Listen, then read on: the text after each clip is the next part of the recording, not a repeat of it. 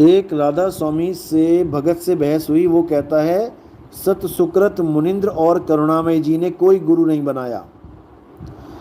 अच्छी बात है, नहीं बनाया, क्योंकि उन्हें गुरु की जरूरत ही नहीं है, वो स्वयं गुरु हैं। वो स्वयं गुरु हैं भाई, उनको गुरु की जरूरत नहीं है। वो तो कलयुग में भी ना बनाते। कलयुग में क्यों बनाना पड़ा? क्योंकि कलयुग में उन्होंने पंथ चलाना था। सतयुग द्वापर त्रेता में उन्होंने पंथ नहीं चलाया। उन्होंने अकेले अकेले जीव को ज्ञान समझाया और निकाल के ले गए। रानी इंदुमती को, खेवसरी को, और भी बहुत से जीवों को ले गए। वो पंथ थोड़ी नहीं चलाया उन्होंने। कलयुग में पंथ चलाना था। जब पंथ चलता है तो पूरी इंक्वायरी होती है, कौन किसका गुरु, कौन किसका चेला। अब अगर वो सीधे कह दे कि मैं ही गुरु, तो 5 साल की उम्र में उन्होंने पंथ चलाया था, क्योंकि वो आते ही सत्संग करने लगे थे। अब 5 साल के बच्चे को कौन गुरु बनाए? उनसे पूछा जाता था कि जो तो ज्ञान बोल रहा है ये किसने दिया है, कौन से गुरु ने दिया है, तो वहां पर शांत हो जाते थे, क्योंकि कोई गुरु ही नहीं धारण किया था।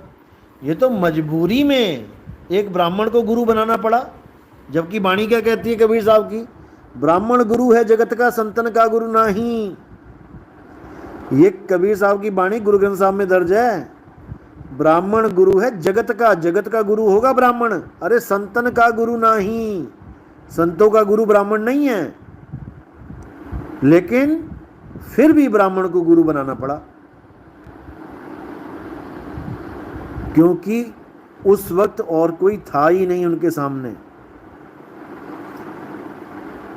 जिसका बहुत बड़ा नाम हो। केवल रामानंद जी का नाम था। इसलिए रामानंद जी को पंचगंगा घाट पे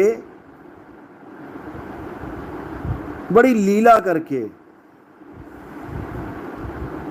अपना गुरु बनाया और वहां पर नाम दीक्षा ली। राम नाम। क्या राम नाम वो जानते नहीं थे क्या? राम राम सब जानते थे वो। एक मर्यादा के लिए कि चलो भैया हम निगुरे नहीं हैं, हम निगुरे नहीं हैं। अब सामने वाला कुछ पूछेगा तो ठीक है, हम निगुरे नहीं हैं, हमारे गुरु ये हैं। एक वंशावली चल पड़ी।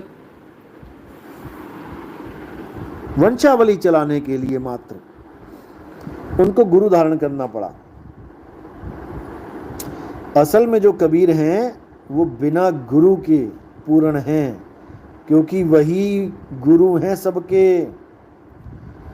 गुरु दीनी वस्तु कबीर को, कबीर लीन पहचान, कबीर दीन संसार को।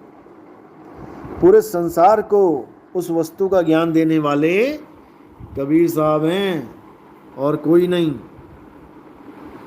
इसलिए कबीर साहब को पहचानना बहुत मुश्किल है। लोगों ने क्या नहीं किया, उनके नाम के साथ क्या कुछ नहीं जोड़ दिया। विधवा ब्राह्मणी का बेटा था, किसने देखा? किसने देखा विधवा ब्राह्मणी है? विधवा ब्राह्मणी है कौन से गांव की थी? क्या ससुर का नाम था? कौन सा उसका पति था? कौन मर गया था? कैसे मर गया था? एक भी आदमी बताने वाला नहीं पूरे संसार में। और जिन्होंने लिखा वो तक नहीं बता पा रहे हैं। जो राइटर हैं किताबों पे वो नहीं बता पा रहे कौन सा गांव था। बता दो। जब त्रेता युग के राम जी का हाल बता दिया,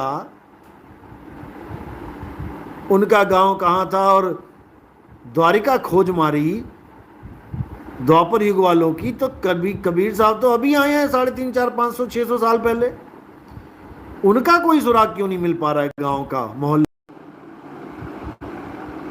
अच्छा, करुणामय जी ने गुरु नहीं बनाया, इसलिए शिवदयाल जी ने भी गुरु नहीं बनाया। भाई करुणामय जी ने तो हुक्का भी नहीं पिया, तो शिवदयाल जी क्यों हुक्का पीने लग गए? गुरु नहीं बनाया तो समझ में आता है, पर ये हुक्का कौन सा संतों का कार्य है? छोड़ो इसको।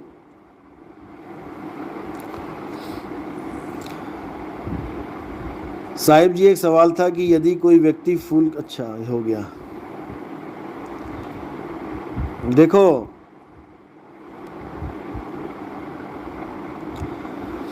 हुक्का, बीड़ी, पान, जर्दा, मसाला, तंबाकू, गुटखा, खैनी, ये संतों का काम नहीं है। भले किसी ने नाम लिया नहीं लिया, गुरु बनाया नहीं बनाया, ठीक है, लेकिन अगर वो इस मुंह के अंदर ऐसा कुछ डाल रहा है तो भूल जाओ कि परमात्मा मिलने वाला है। फिर वो अमली है, नशेड़ी है, वो गंजेड़ी है, वो भगत नहीं है। गुरु तो बहुत दूर की बात है।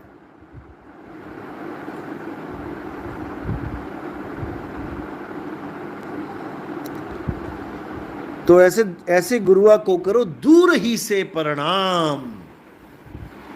दूर से प्रणाम करो, प्रणाम कर लो, ठीक है, कोई बात नहीं, रब रब कर रहे हैं, वाहिगुरु वाहिगुरु कर रहे हैं, राम राम कर रहे हैं, लेकिन दूर से करो।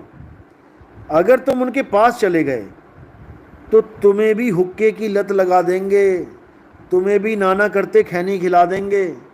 जैसे वो गुरुआ कह रहा है कि बीड़ी पी सकते हो, कोई फर्क नहीं पड़ता भक्ति में, क्यों? खुद पीता है। नहीं तो वो बंदा बीड़ी वाले के साथ खड़ा भी नहीं हो सकता जो बीड़ी नहीं पीता, उसको बदबू ही इतनी आएगी उसके मुंह से, आसपास खड़ा हो जाए तो।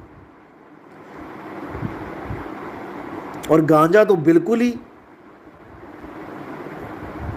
100 मीटर से महकना शुरू कर देता है गांजा।